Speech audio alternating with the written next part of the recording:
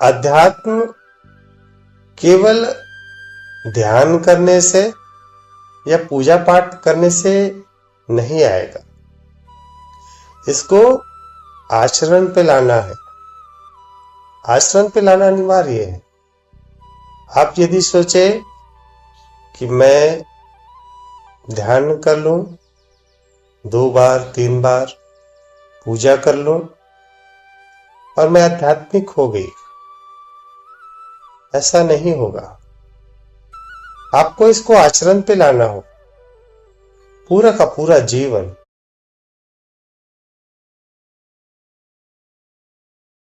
आपका प्रश्न है कि मैं कुछ नहीं करती, ये कैसे मान लो। एक्चुअली आपने उस मैं को समझा ही नहीं। आप कहते हैं कि शारदा कुछ नहीं करती, और ये बात बिल्कुल सत्य है। शारदा केवल नाम है इस शरीर का, केवल परिचय है इस शरीर का। अगर शरीर का नाम शारदा के बदले कुछ और भी होता, तब भी आपका अस्तित्व होता ही। तो ये नाम, ये परिचय, ये कुछ कर ही नहीं सकता। और जो वास्तविक मैं की बात कर रहा हूं, तो वास्तविक मैं है, वो सब कुछ करता है। यह शरीर जो बना है ना, उन्हीं चेतना से ही बना है, और यह शरीर कार्य कर रहा है, यह भी चेतना से ही हो रहा है। अर्थात अगर हम उस मैं की बात करते हैं, वो सब कुछ कर रहा है। हम जो है उस काल्पनिक मैं को पकड़े हुए हैं और यह सोचते हैं कि यह काल्पनिक मैं कैसे कुछ नहीं करता। आप अपना नाम बदल के देखिए। कल्पना कीजिए कि आपका नाम शारदा के बजाय कुछ और है, तब भी क्या आपका अस्तित्व नहीं रहेगा? आप बदल के देख लीजिए, तब भी आप रहोगे। तो वो जो है वो वास्तविक है, वो सत्य है, वो मैं है, और वही सब कुछ करता है। और जिस काल्पनिक मैं को हमने मस्तिष्क में बिठा रखा है कि मेरा यह नाम है, यह परिचय, तो वो तो केवल नाम बस है, वो केवल परिचय बस है, कल्पना है, केवल कल्पना। वो जो काल्पनिक है, वो कैसे कुछ कर सकता है? मैं ये नहीं कह रहा हूं कि मैं कुछ नहीं करता, मैं सब कुछ करता, सब कुछ। यह पूरा ब्रह्मांड उसी मैं से ही चल रहा है, काल्पनिक मैं से नहीं। तो इस हिसाब से आप सोचेंगे ना कि उस वास्तविक मैं को समझे, तो आप पाएंगे कि यह वास्तविक मैं, चेतना, यही सब कुछ कार्य कर रही है, यही सारा जगत का निर्माण भी कर रही है और उसका विनाश भी कर रही है। तो केवल समझ का फेर है और कुछ नहीं, केवल समझ का फेर है। आपने उस काल्पनिक मैं को पकड़ा हुआ है और इसीलिए आपके अंदर यह शंका है। शादी दीदी, कुछ समझ में आया? नहीं, समझ में तो आ रही है, पर एक और क्वेश्चन ऐसे उठ रहा है कि चेतना, बिल्कुल ठीक है, ये बात सही है, चेतना की वजह से ही वो जो असली में है, उसी की वजह से सारा ब्रह्मांड चल रहा है। तो मेरे एक्शन अलग क्यों हैं, आपके एक्शन अलग क्यों हैं? ये ड्यू टू 3 सतोगुण तमोगुण इस वजह से है, बस यही वाली बात है ना। बिल्कुल, मतलब मेरी चेतना तो सब जगह है, वो मेरे अंदर है, आपके आप अलग क्यों हैं, मैं अलग क्यों हूँ? ये डिफर करता है ओनली ड्यू टू 3 गुण, या और भी कोई वजह है? नहीं, इसका ये जो शरीर बना हुआ है, ये पूरा ब्रह्मांड बना हुआ है, इन 5 मुख्य 5 तत्वों के कॉम्बिनेशन से बना हुआ है। जितने भी हम एलिमेंट्स की बात करते हैं, पदार्थ की बात करते हैं वो भूमि तत्व में आ जाता है, जो लिक्विड है वो जल तत्व में आ जाता है, जो ऊष्मा है, एनर्जी है, वो अग्नि तत्व में आ जाता है, और जो वायु के रूप में है वो वायु तत्व में शामिल है, और जो खाली जगह है वह आकाश तत्व आ जाता है।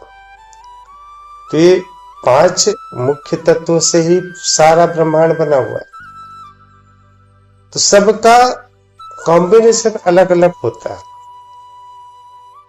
और कॉम्बिनेशन जब अलग अलग हो जाता है तो सबके गुण धर्म अलग अलग हो जाते हैं, सबका स्वभाव भी अलग अलग हो जाता है। जैसे अग्नि का कार्य क्या होता है, तपन, जलाती है ना अग्नि, ऊष्मा। यदि किसी में अग्नि तत्व की अधिकता हो गई तो क्या हो गया, वो क्रोधी स्वभाव का हो जाएगा, उसके अंदर अहंकार बहुत ज्यादा बढ़ जाएगा। तो कोई जल तत्व की अधिकता जिसके पास हो तो वो जल तत्व के हिसाब से शीतल हो जाएगा, शांत हो जाएगा। तो ये 5 तत्वों के कॉम्बिनेशन कम ज्यादा होने से, और साथ ही साथ ये जो 3 गुण है इनके कॉम्बिनेशन से प्रत्येक पदार्थ का, प्रत्येक जड़ का, चेतन का अलग अलग स्वभाव हो जाता है। भैया सॉरी बीच में डिस्टर्ब कर रही हूँ, ये 5 तत्वों का कॉम्बिनेशन कैसे डिफर करता है क्वांटिटी में? 5 तत्वों का कॉम्बिनेशन, इसके कई कारण होते हैं, एक कारण नहीं है।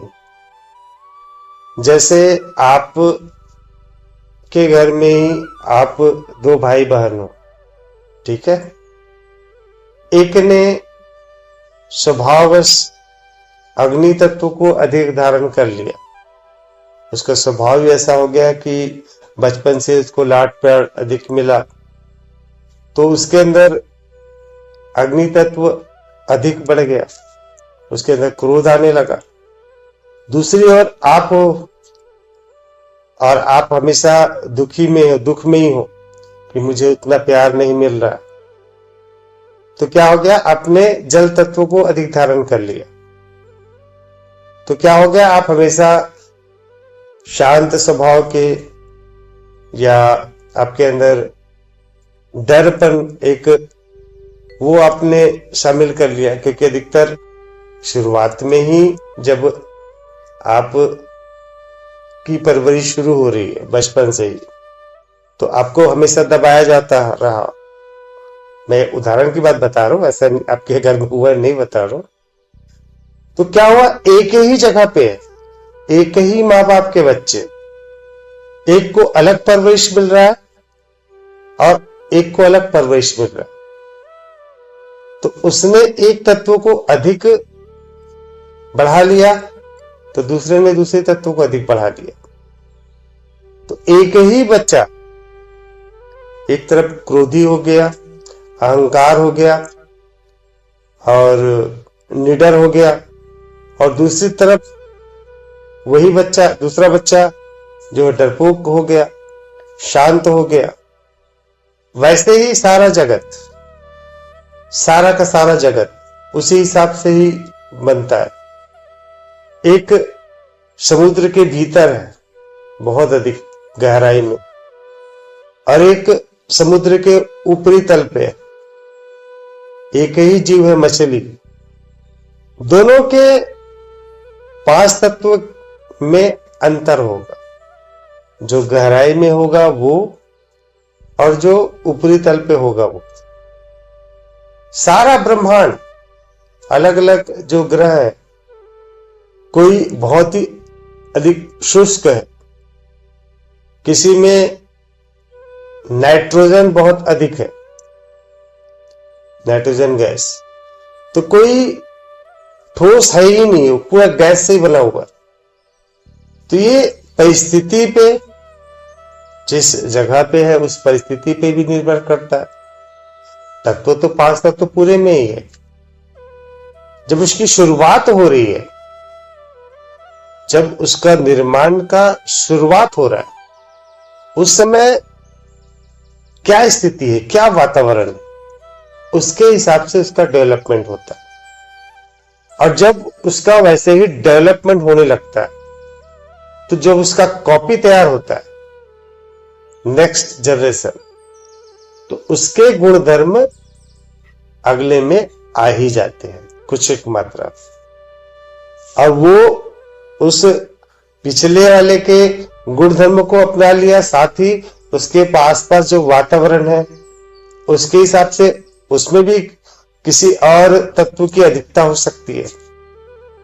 और यदि उसी प्रकार से उसका परवरिश हो रहा है या उसी प्रकार से वो आगे बढ़ रहा है, तो हो सकता है कि वो उसी की कॉपी हो जाए। जैसे सूर्य से जन्म हुआ पृथ्वी का, लेकिन जब पृथ्वी का जन्म हुआ तो पृथ्वी भी सूर्य की तरह बहुत ही गर्म थी, बहुत ही तेज गर्म, वो भी इसके अंदर भी लावा वगैरह सब निकलता था। लेकिन उसी समय कुछ अन्य ग्रह उससे आके टकराए जिसमें पानी की अधिकता थी। तो जब पानी की अधिकता वाले से वो टकरा गए तो क्या हो गया, वो शीतल हो गए, पृथ्वी शीतल हो गई, अन्यथा वो सूर्य की तरह ही गर्म थी, शीतल हो गई। और एक टकराने की वजह से इसमें एक एंगल भी बन गया, एक साइड में थोड़ी झुकी हुई है, और झुके होने की वजह से वो क्या हो गया, उसके अंदर मौसम परिवर्तन होने लगा, ठंडा कभी गर्म, कभी ठंडा कभी गर्म, और उसकी वजह से ही ये बारिश वगैरह होना, ठंडी का आना, गर्मी का आना, ये मौसम परिवर्तन होने लगा। और इस मौसम परिवर्तन के कारण ये जो 5 तत्व है आपस में जुड़कर एक कोशिका तैयार की है, कोशिका बहुकोशिकी बनी, और बहुकोशिकी जो है एक जीव का रूप धारण कर लिए। हर एक जीव एक एक उसी चेतना से ही बने और उसी चेतना से ही वो कार्य करने लगे, चलने लगे, मूवमेंट करने लगे। तो सूर्य से ही बना पृथ्वी, और उससे 9 ग्रह भी बने हुए। तो उसके आगे चले जाएंगे, जैसे हम मंगल ग्रह पे चले जाएंगे, तो मंगल ग्रह में भी पृथ्वी के जैसे वातावरण थे, लेकिन वो एक तो सूर्य से उसकी दूरी भी अधिक थी, दूसरा वो उसके अंदर गुरुत्वाकर्षण पृथ्वी के जैसा नहीं था। तो वो जो जल थे, जल उसके पास जो था या वायु था, वो धीरे धीरे वातावरण बिखर गए और उसके अंदर ठंडकता अधिक आ गई, पृथ्वी से अधिक ठंडी है वो, प्रकाश भी कम है। उसके आगे और जाएंगे बृहस्पति, वो तो ठोस है ही नहीं है, वो तो पूरा गैसों का भंडार है, तो पूरा का पूरा गैस ही है। आप अंदर जाएंगे तो जाते ही चले जाएंगे। एक ही चीज से निर्माण हुआ उसका, सूर्य से। ये सब जितने 9 ग्रह है ये सूर्य से इनका निर्माण हुआ, लेकिन सबका तासीर अलग अलग हो गया, अलग अलग परिस्थिति के अनुसार। बुध ग्रह जो एकदम पास में है वो आज भी लावा बना हुआ है। चंद्रमा दिन को तो एकदम ज्यादा गर्म हो जाती है और रात को एकदम ज्यादा ठंडी हो जाती है, क्योंकि एक तो उसके पास जो पृथ्वी की जैसा एंगल होना चाहिए वो नहीं है, उसके अंदर चुंबकीय विकिरण शक्ति नहीं है जो पृथ्वी में है। उस कारण जो है वो जो सूर्य की किरणें हैं उसको रोक नहीं पाती, और जो उष्मा है उसको भी रोक नहीं पाती। एक ही ये जो पृथ्वी और चंद्रमा अब एक ही 5 तत्व से मिलकर बने हुए, और कहीं ना कहीं सूर्य से ही ये जितने ग्रह है सब उसी से बने हुए, सबका अलग अलग परिस्थितियां निर्भर करती है इन 5 तत्वों के कॉम्बिनेशन। इसका कोई ऐसा निश्चित नहीं है कि ऐसा ही होगा। मैं तो आपको उदाहरण देके बताया, एक ही घर के एक ही माँ बाप के 2 बच्चे रहेंगे, दोनों की स्थिति अलग अलग होगी। और यदि दोनों का परवरिश एक ही जैसे हो संपूर्ण रूप से, तो दोनों का जो आदत है लगभग समान भी हो सकता है। अब जैसे जब स्त्री और पुरुष की शादी होती है, दोनों का तासीर अलग अलग होता है। एक गर्म होता है, एक ठंडे शांत वाले होते हैं, या कुछ अलग अलग दोनों का स्वभाव रहता है, परिस्थिति अलग अलग है। लेकिन जब दोनों एक साथ होते हैं ना, तो आज से 40 साल 50 साल बाद देखोगे तो दोनों का स्वभाव लगभग एक जैसा होने लगेगा। आप ये कहोगे दोनों भाई बहन जैसे, चेहरा भी दोनों का समान लगने लगेगा। 40-50 साल के अंतर में दोनों का स्वभाव एक जैसा होने लगता है। एक ही परिस्थिति में रह रहे हैं, एक ही समान, एक ही स्थिति को अनुभव कर रहे हैं, तो दोनों का स्वभाव भी एक जैसा ही होने लगेगा। जबकि अलग अलग जगह से वो आए हुए हैं, उनका स्वभाव शुरू में अलग अलग ही रहा होगा, लेकिन बाद में एक समान, दोनों की सोच एक होने लगती है। एक जैसे सोचने लगता है ना, तो दूसरा भी समझ जाता है उसको, जो हम कहते हैं कि बोले मन की बात है समझ लिए कहिए, क्योंकि दोनों का तासीर एक हो गया, स्वभाव एक हो गया। धीरे धीरे धीरे समय के साथ साथ एक दूसरे को समझ पाने लगे, क्योंकि दोनों एक ही स्वभाव के हो गए। इस प्रकार से इन 5 तत्वों का जो कॉम्बिनेशन है परिस्थितियों पर निर्भर करता है। जी भैया क्लियर हुआ, थैंक यू। अभी क्या हो रहा है, आप लोग के साथ दिक्कत क्या हो रहा है, आप लोग के अंदर एक भय आ रहा है। भय किस हिसाब से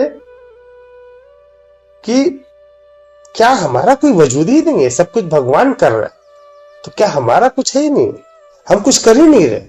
दिक्कत यहां पे खड़ी हो रही है, अपना जो काल्पनिक मैं के अस्तित्व को आप यथार्थ समझ रहे हैं, और आपको लग रहा है कि यदि इन बातों को स्वीकार कर लेंगे तो हमारा अस्तित्व समाप्त हो जाएगा। सबसे बड़ी समस्या यही आती है, समझ का फेर है। बोले ऐसा कैसे होगा, मेरा घर है, मैंने ये घर बनाया है, मेरा परिवार है, मेरे बच्चे हैं, मेरी संपत्ति है, मेरा नाम है, तो ऐसा कैसे हुआ कि मैंने किया अब भगवान ने नहीं किया। आपने भगवान को या परमात्मा को, ईश्वर को, चेतना को और स्वयं को दो अलग अलग समझा हुआ है, इसलिए बारंबार यह दिक्कत आती है, हमेशा से दिक्कत आती है। उन्होंने जो काल्पनिक मैं ने ही तो अलग से एक कल्पना का भगवान भी गढ़ा हुआ है, ताकि मैं हूं और ये भगवान है, ये अलग है, मैं अलग हूं, इसलिए उसने कहानियां भी गढ़ी हुई है इस काल्पनिक मैं को बचाने के लिए। और कोई बात नहीं है, इस काल्पनिक मैं का वास्तव में कोई अस्तित्व नहीं है, कोई अस्तित्व नहीं है इस काल्पनिक मैं का। अन्यथा आप नाम बदल के देख लीजिए अपने आप का, अपना नाम बदल दीजिए, आप तब भी रहोगे।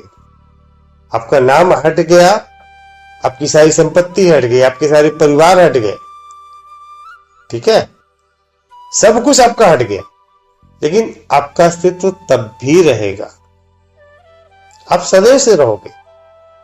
यह शरीर नहीं रहेगा तब भी आपका अस्तित्व रहेगा सदैव से। यह अस्तित्व कभी समाप्त नहीं होगा, यह अजन्मा है और ये कभी नष्ट भी नहीं होगा, ये शाश्वत है। रूपांतरण होता है इस शरीर का, रूपांतरण होता है इस नाम का, इस पद का, सब बदल जाते हैं, लेकिन आप सदैव से रहो। आप इन 5 तत्वों पर भी हो, अब इस 5 तत्व से बनकर बने शरीर पर भी हो। आप हर एक कोशिकाओं में हो, हर एक परमाणु में हो, हर एक कण में हो, ऐसा कोई भी जगह नहीं है जहां आप ना हो। यह कोशिका है, यह कोशिका भी आप हो, अब इस कोशिका को चलाने वाले भी आप हो, तो आपके अस्तित्व में कोई खतरा नहीं है। आपकी कल्पना में खतरा, आपकी कल्पना सही नहीं, ये केवल मस्तिष्क ने यादों के रूप में रखा हुआ है। आपका मेमोरी निकल गया, पूरा का पूरा निकल गया।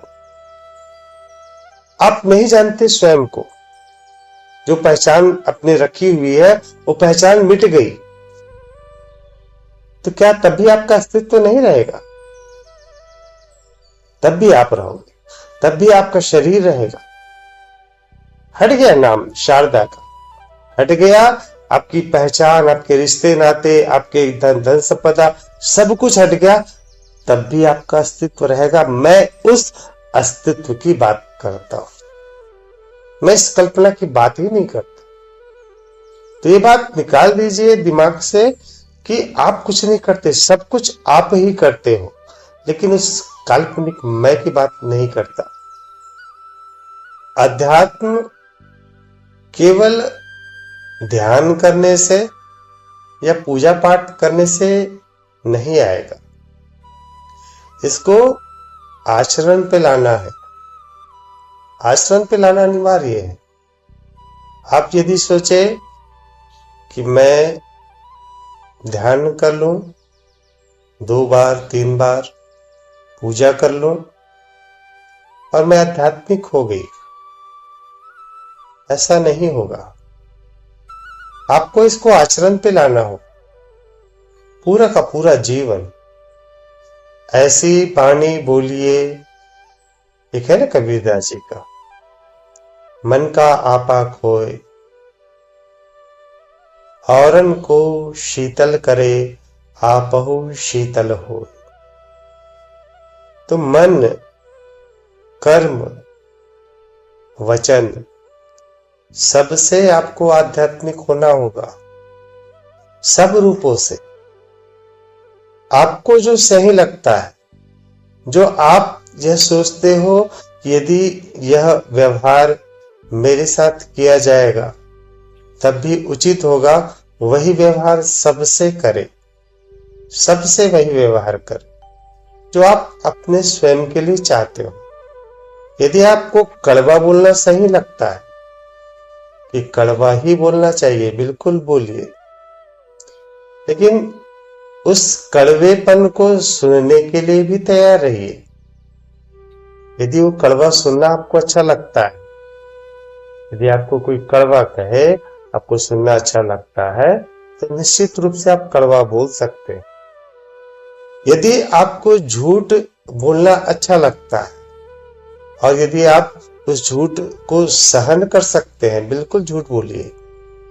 यदि आपको लगता है कि आप दूसरे को चोट पहुंचाना अच्छा समझते हैं, तो उस चोट को सहना भी आपको अच्छा लगना चाहिए, तब तो बिल्कुल आप वह कर्म कर सकते हैं।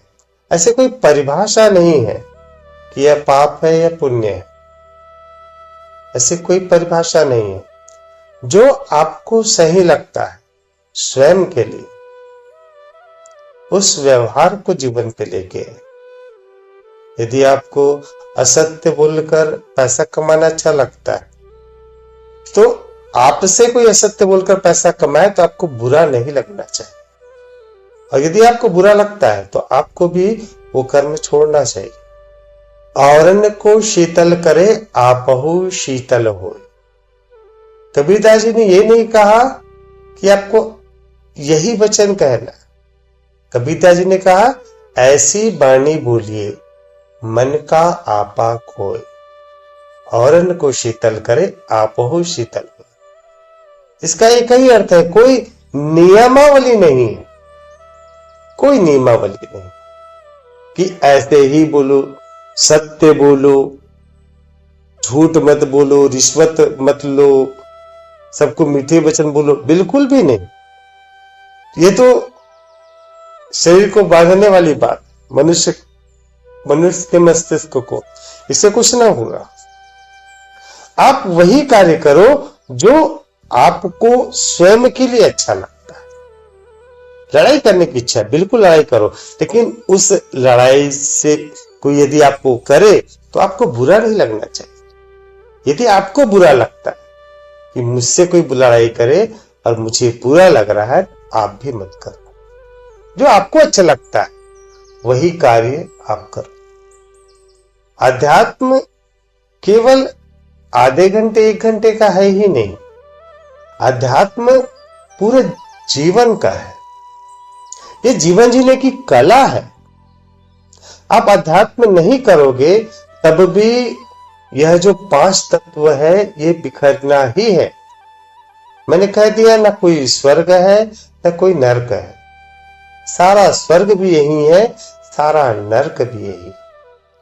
यहां कोई ऐसा सिस्टम नहीं है कि बोले कि आज आप कर्म करेंगे उसका दंड अगले जन्म में मिलेगा। ये कोई सरकारी फाइल वाला सिस्टम है क्या कि बोले अभी फाइल यहां जाएगा, यमराज के पास जाएगा और यमराज फिर उसको पास करेंगे, फिर अगले जन्म आएगा तब ये होगा।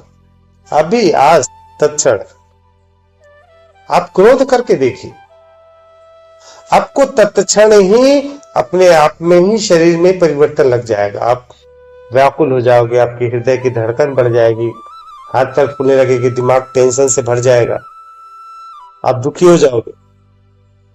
होता है ना, तत्क्षण परिणाम है। स्वर्ग भी यही, नरक भी यही, और कहीं कुछ नहीं है। स्वर्ग बनाना है अपने जीवन को, आप ही बना सकते हो, और नरक बनाना है तो भी आप ही बनाओगे। अध्यात्म को आश्रम पर लेके आए, धीरे धीरे, एक साथ परिवर्तन नहीं होगा क्योंकि स्वभाव ऐसा है, तो एक साथ नहीं आएगा, धीरे धीरे आएगा। लेकिन वो परिवर्तन झलकना चाहिए, आपको स्वयं से अनुभव होगा। पहले से आप अधिक शांत हो रहे हैं, पहले से अधिक आप खुश हो रहे हैं, आपके व्यवहार से लोग भी आपसे उसी हिसाब से व्यवहार करने लगेंगे। इंसानों की बात तो छोड़िए, यदि आप जानवरों के साथ भी वैसा करेंगे ना, यदि आप कोई कुत्ता है उसको प्यार से सहलाएंगे, पुचकारेंगे, उसको रोटी दे देंगे, वो आपको जब भी देखेगा ना अपना दुम हिलाता खड़ा हो जाएगा, वो अपना प्यार आपको प्रदर्शित करने लग जाएगा। वैसे इंसानों के साथ है।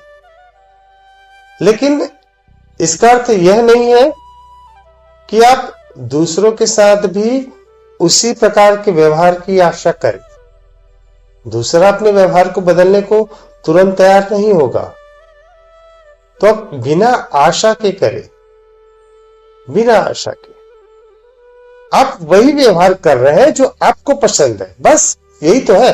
आप स्वयं के लिए वो कर रहे हैं, तो उसके प्रत्युत्तर में मुझे वैसा ही व्यवहार मिलेगा कोई आवश्यक नहीं। किंतु आप अपना स्वभाव ना बदलें, आप जैसे हैं वैसे ही रहे। देवदत्त अपने जीवन के अंतिम समय में बुद्ध के चरणों पे पड़ा था, काफी घायल। देवदत्त बुद्ध से क्षमा मांगते कि मैंने आपके साथ बहुत दुर्व्यवहार किया, मैंने हमेशा आपके जीवन में अड़ंगा डालने का प्रयास किया। बुद्ध का एक ही उत्तर था, मुझे तुम्हारी कोई बात याद नहीं है, मुझे कुछ भी पता नहीं है। उन्होंने ऐसा क्यों कहा? वो झूठ तो नहीं बोल रहे थे, वास्तव में उनको कुछ भी याद नहीं था। वो भूतकाल की यादों से परे हो चुके थे, पूर्णतः वर्तमान पर। उन्हें दिख रहा था कि देवदत्त अभी घायल है, इनको उपचार की आवश्यकता है। देवदत्त ने क्या किया, इसने कैसा किया, कोई सरोकार नहीं। जबकि पूरे जीवन भर देवदत्त उनको हमेशा परेशान करते आए। जब वो सिद्धार्थ थे तब भी, बचपन से। मैं ये नहीं कह रहा हूं कि आप बुद्ध बन जाएंगे, लेकिन शुरुआत तो कर ही सकते हैं ना। बुद्ध एक व्यक्ति का नाम है ही नहीं, बुद्ध उस इच्छा शक्ति का नाम है जो सत्य के मार्ग पर चलना चाहती है। हर एक व्यक्ति बुद्ध है जो उस मार्ग पर चलना चाहता है, और जब चलने लगता है और उस स्थिति पे पहुंच जाता है, वह उसमें स्थिर होना चाहता है, उस धर्म के मार्ग पर चलना चाहता है। जो कहते हैं ना, बुद्धम शरणम गच्छामि, धम्मम शरणम गच्छामि, संघम शरणम गच्छामि, इसका अर्थ ही यही। तो अपने आचरण पर, व्यवहार पर धीरे धीरे लेकर आए। समय लगेगा लेकिन आएगा अवश्य। ये परिवर्तन आपको शीतल कर देगा, शांत कर देगा। केवल ध्यान से ही उस सत्य की ओर नहीं आएंगे, पूरे जीवन में उसका आचरण करना होगा। अब मैंने तो काफी आसान कर दिया, आप वही व्यवहार करें जो आपको स्वयं के लिए पसंद है, हर एक के साथ। इसमें तो कोई दिक्कत की बात है ही नहीं। आपको जो इच्छा है वही आप कर सकते हैं। हो सकता है कोई आपको क्रोध दिलाए, तो क्रोध दिलाना किसे कहते हैं? क्रोध का तात्पर्य यह होता है कि कोई व्यक्ति अपने हाथ में जलता हुआ कोयला रखकर आप पर फेंकना चाहता है। जब वो जलता हुआ कोयला अपने हाथों पर रख रहा है तो उसका हाथ भी तो जलेगा ना। तो जो व्यक्ति क्रोध करता है उसका मस्तिष्क कितना दबाव में होता है, उसका पूरा शरीर कितना दबाव में होता है। आपने कई बार क्रोध किया होगा, आपको पता है कि कितनी विकट स्थिति होती है। और जब आप हंसते हो तो कितनी सुखद स्थिति होती है। दोनों स्थितियों को आप स्वयं से जानते हो। तो क्रोध की आवश्यकता कहां पर? श्री राम ने रावण को मारा, क्रोध नहीं किया, शांत, पूरी तरह से शांत होकर उन्होंने रावण का वध किया था। जबकि रावण क्रोध में था लगातार और क्रोध की अग्नि उसे स्वयं जला रही थी। रावण बहुत ही शक्तिशाली था, बहुत ही शक्तिशाली, लेकिन उसकी क्रोध की अग्नि उसे स्वयं ही जला रही थी। जबकि श्री राम पूर्णतः शांत। कृष्ण केवल मुस्कुराते थे अपने दुश्मनों के सामने, केवल मुस्कुराहट थी उनकी। और उनकी मुस्कुराहट देखकर दुश्मन की आधी शक्ति वैसे ही समाप्त हो जाती। हर एक जगह पे श्री कृष्ण को पता था इसको मैं मार नहीं सकता, इसके पास ये वरदान है। वहां से वो भाग लेते थे, उनको रणछोड़ भी कहते थे। वो भागने में माहिर थे श्री कृष्ण, लेकिन मुस्कुराहट कहीं जाती नहीं थी, मुस्कुराते थे। वो क्रोध में कभी आए ही नहीं। यदि दुश्मन को भी आपको परास्त करना है, आपको लगता है कि मेरे दुश्मन है, अपने क्रोध को शांत कर दीजिए। आपकी एक मुस्कुराहट ही आपको विजयी बना देगी। निश्चित मानिए, जितना अधिक आप मुस्कुराएंगे उस सामने वाले के अंदर का क्रोध और बढ़ेगा ही और आप शांत रहेंगे। झूठ बोलकर, भ्रष्टाचार करके खीर पूरी खाने के बजाय ईमानदारी की जो सूखी रोटी होती है ना, वो बहुत अच्छी होती है। आप जितने भी लोग होंगे जो गलत सलत तरीके से पैसा कमाए होते हैं, वे सादी रोटी खाने में भी सक्षम नहीं होते। वो चावल नहीं खा सकते, वो रोटी नहीं खा सकते, वो ये सब्जी नहीं खा सकते, वो मीठा नहीं खा सकते। डायबिटीज लगा हुआ है ना, तो किसी को और कुछ बीमारी है, किसी को और कुछ बीमारी है। और एक जो रिक्शा वाला है, आराम से जिंदगी बिताता है, उसको कुछ आए डायबिटीज नहीं, ना कुछ और बीमारी नहीं है। बचपन में जैसे खाना खाता था वैसे ही आज भी खाता है बाकायदा। जो मिले, रोटी, चावल, मुर्गा, मिठाई, जो मिल जाए, जैसा मिल जाए, उसको कोई दिक्कत नहीं। मेहनत की बात, मेहनत वो भी कर रहा है और मेहनत तो पैसे वाला भी कर। तो क्या फायदा हुआ उसके भ्रष्टाचार होने का, गलत तरीके से पैसे कमाने का? आपको एक रोटी नसीब नहीं हो रही। और आप खुद सोचिए, आप दूसरे का पैसा छीन रहे हो, और यदि कोई आपका पैसा छीने, यदि आपको अच्छा लगता है तो आप दूसरे के पैसे छीनने के अधिकारी हो। और यदि आपको बुरा लगता है कि मेरा पैसा कोई छीने, आप भी किसी का पैसा छीनो मत। व्यवहार वही करो जो आपको स्वयं के लिए पसंद, आचरण वैसे ही करो हर एक चीजों में, बिना किसी आशा के। ये अनिवार्य शब्द रख लीजिएगा।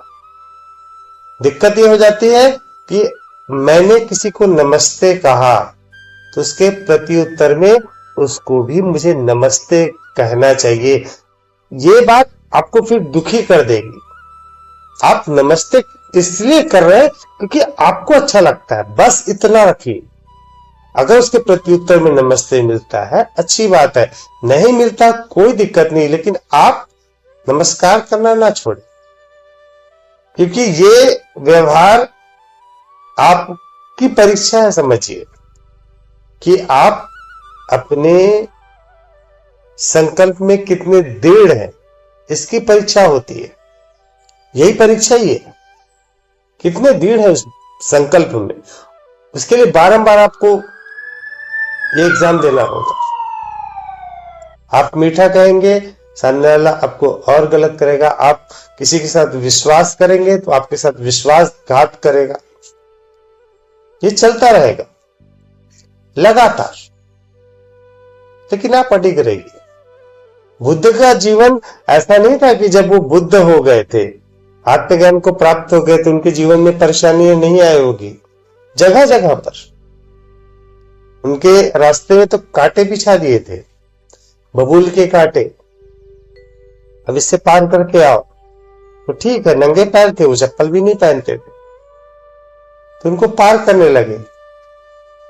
और उनको पार करते देख एक जो अछूत जाति का था, गांव वाले उनको अछूत करते थे, वो उन कांटों को साफ करने लगा।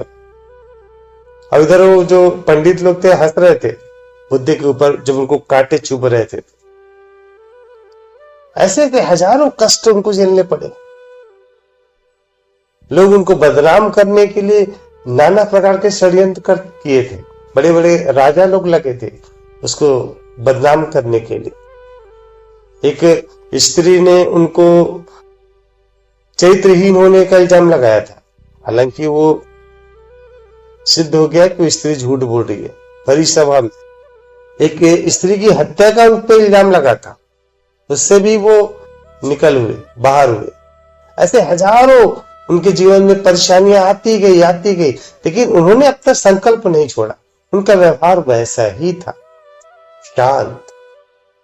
तो जब आप आत्मज्ञान को प्राप्त कर लेंगे तब आपका जीवन जैसा है वैसे ही रहेगा। हो सकता है उससे भी कठिन हो जाए, जैसा सामान्य जीवन आप व्यतीत कर रहे हैं ना, आराम का जीवन, उससे भी कठिन हो जाए, तब भी आपको परेशानी नहीं होगी। आप शांत रहोगे, पूर्णतः शांत इस जीवन का आनंद लोगे, पूर्णतः वर्तमान पर रहकर। न भूतकाल आपको याद आएगा, न भविष्य की चिंता ही होगी। आज अभी इस वक्त जो घट रहा है केवल उसी का ही आनंद लोगे आप। जीवन वर्तमान पर है, वास्तविक जीवन जो घट रहा है ना उसी पर। भविष्य अनिश्चित है, आप कितनी भी प्लानिंग कर ले, एकदम सिस्टमेटिक बना ले, तब भी होगा वही जो उस परिस्थिति में होना होगा। एक घटना के कारण दूसरी घटना होती है, तो उस समय क्या घटना होनी है यह निश्चित है ही नहीं है, पूर्णतः निश्चित है। और भूतकाल केवल स्टोर किया हुआ है मस्तिष्क के द्वारा। तो भूतकाल पूर्णतः काल्पनिक है, भविष्यकाल पूर्णतः काल्पनिक है। जीवन वर्तमान पर है, यथार्थ पर है। और जो मैं है वो भी यथार्थ पर है।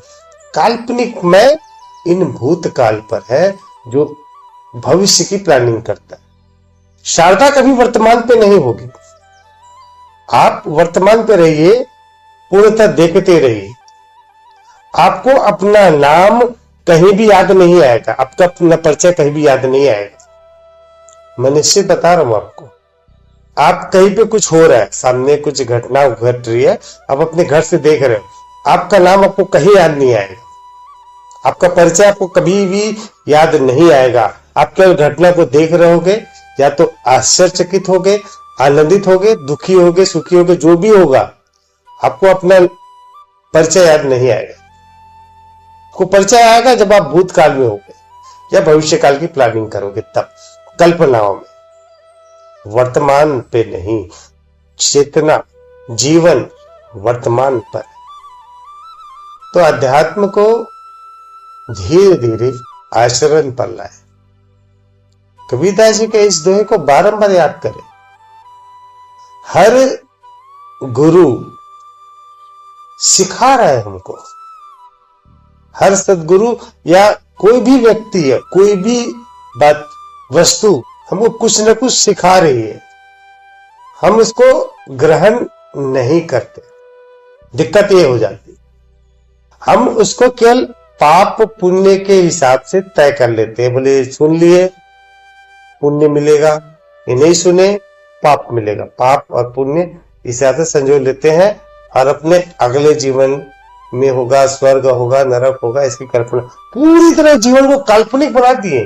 पूरा जीवन, कोई सिर नहीं, कोई पैर नहीं, और कल्पना पे जिए जा रहे। वर्तमान पे जी के देखिए, इतना आनंद आएगा।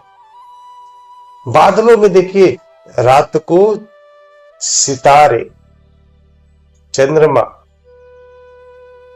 दिन को देखिए चिड़ियों की चहचहाट, हवा, हर एक बात में आपको आनंद मिलेगा। घर पे आके देखिए, घर में कितना सुंदर रंग लगा हुआ है, घर में सोफा लगा हुआ है, बिस्तर लगा हुआ है, बिस्तर में चादर लगा हुआ है।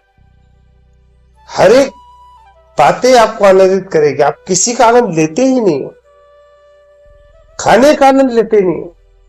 कितना स्वाद होता है, एक एक सब्जी बनता है, कितने मेहनत से बनता है, रोटी बनता है, कितने मेहनत से बनता है, आप उसका आनंद ही नहीं ले रहे हो, केवल अंदर पेट में चला जाए, बस इतना ही कर रहे हैं।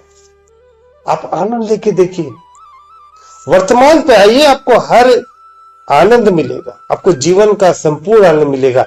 इन 5 इंद्रियों का आनंद मिलेगा और छठी इंद्रिया स्वतः ही जागृत हो जाएगी। तो आज का कहना यही है कि अध्यात्म को सीमित दायरे में मत करिए, इसको आचरण पर लेके आए धीरे धीरे, और एक समय ऐसा आएगा जब आप स्थिर हो जाओ।